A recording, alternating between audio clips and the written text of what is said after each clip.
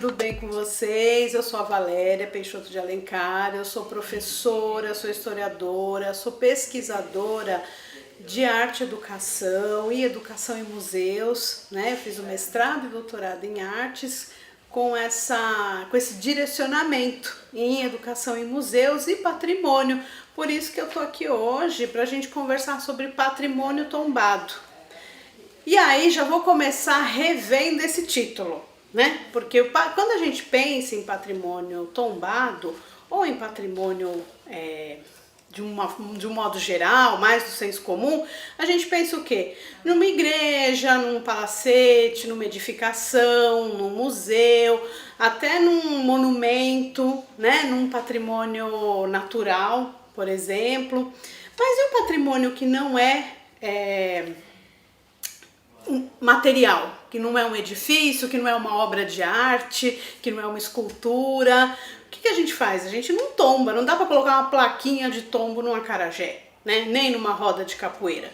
Esses patrimônios, esse tipo de patrimônio que é sim considerado patrimônio, a capoeira inclusive patrimônio mundial, ele é patrimônio pela Unesco, a gente registra, a gente não tomba. Né? Então a gente vai conversar um pouco sobre isso. A gente vai dividir essa conversa aqui em dois momentos, tá? No primeira parte, para ser bem didática, vamos dizer assim, a gente vai começar a falar de memória, história, museus e patrimônio. A gente vai falar um pouco sobre isso, né? O que uma coisa tem a ver com a outra e o que uma coisa não tem a ver com a outra. Na segunda parte, a gente vai falar de patrimônio cultural de uma forma mais ampla, as mudanças que aconteceram da segunda metade do século XX para cá. Então vamos começar falando de memória. Memória e história. Será que são a mesma coisa? Bom, são e não são. Vamos começar com a memória.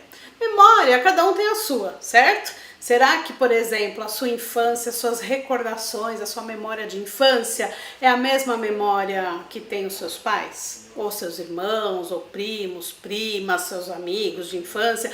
Será que a memória é a mesma? Pode até ser um fato comum, mas ele não é recordado, rememorado da mesma forma, porque cada um tem, mesmo quando a gente fala em memória coletiva, né? Cada um lembra as coisas de uma forma, certo? E aí, quando a gente pensa em fatos comuns, vamos levar para a vida pessoal. O meu aniversário de 15 anos, eu tenho uma memória. As minhas amigas que estavam lá comigo têm outra. O fato é o mesmo. Aqui, nesse momento, memória e história se aproximam, se atravessam, né? Vamos colocar aqui uma memória coletiva muito comum, talvez a imagem mais reproduzida da história da arte brasileira. Vamos pegar aqui o quadro do Pedro Américo, Independência ou Morte. Existe uma memória nacional do 7 de setembro, certo? E existe também uma memória coletiva sobre essa pintura. E ela, inclusive, ela é revisitada muitas vezes, essa memória. Existe toda aquela questão de, mas Dom Pedro não estava no cavalo e tal. Porque a pintura é uma coisa, o fato histórico é outra. A pintura é um fato histórico, inclusive, né? É uma pintura do final do século XX. O próprio artista, o Pedro Américo, quando ele pintou essa tela, ele disse o seguinte, abre aspas, ele disse ser difícil reproduzir a cena histórica, principalmente quando ela não nos foi transmitida por contemporâneos hábeis de observar e de escrever, fecha aspas. Mas que contemporâneos hábeis são esses? E que memórias que eles iam contar? Se a gente aqui já chegou numa conclusão de que as minhas memórias não são as mesmas das pessoas que conviviam comigo quando eu era criança, por exemplo, imagina uma memória nacional, uma memória coletiva. O que o Pedro Américo queria? Ele queria entrevistar pessoas e ele ia receber versões diferentes do mesmo fato. É aqui que memória e história se distanciam. A gente pode estar falando de um único fato, mas a gente tem pontos de vista diferentes. Porque memória, como falei, todo mundo tem, cada um tem a sua. História, ela é uma ciência e história é uma construção. Ela sempre é uma construção. Por isso, falamos em apagamento da história. A gente tem questões da história nacional que foram apagadas, porque memória, ela cada um tem a sua, existem as memórias coletivas e tal. A história, enquanto ciência, é uma construção que se apoia em determinadas memórias. Memórias de quem? De quem tem o poder de contar essa história, de construir essa narrativa histórica. Então, o que isso tem a ver com patrimônio?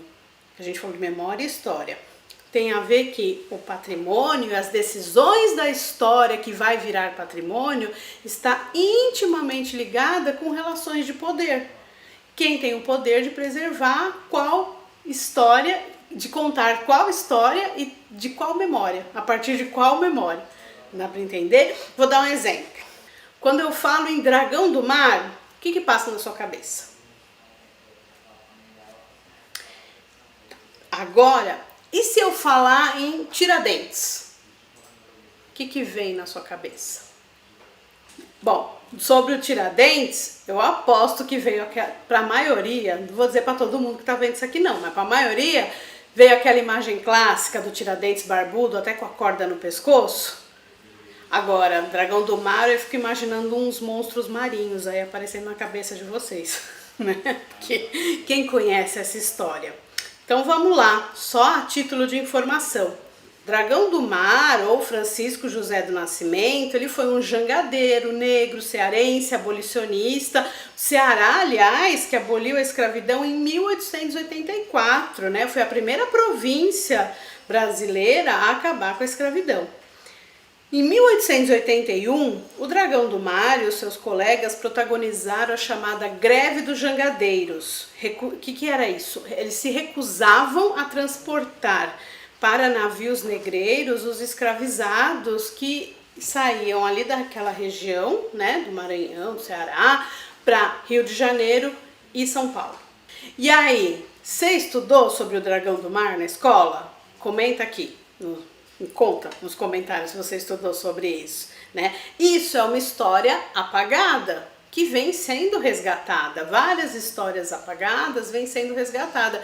O Dragão do Mar, se não me engano, ele entrou no livro dos heróis nacionais, porque existe esse livro lá em Brasília, que inclusive eu vi esse livro, dos heróis brasileiros. Ele entrou nesse livro em 2017 só. Então, para você perceber, entendendo melhor isso, a gente consegue um pouco agora aprofundar na questão do patrimônio. Porque a ideia de patrimônio, ela é uma preservação de uma memória que é coletiva. Entendendo isso, a gente pode entender melhor a própria ideia de patrimônio, que é essa preservação de uma memória coletiva, tá certo? E aí, curtiu? Se você quiser, deixa o seu comentário ou a sua dúvida aqui que a gente te responde. Obrigado e até a próxima. Um projeto realizado pela Polo Cultural Educação e Arte, produção Instituto Artium de Cultura, apoio Alelo.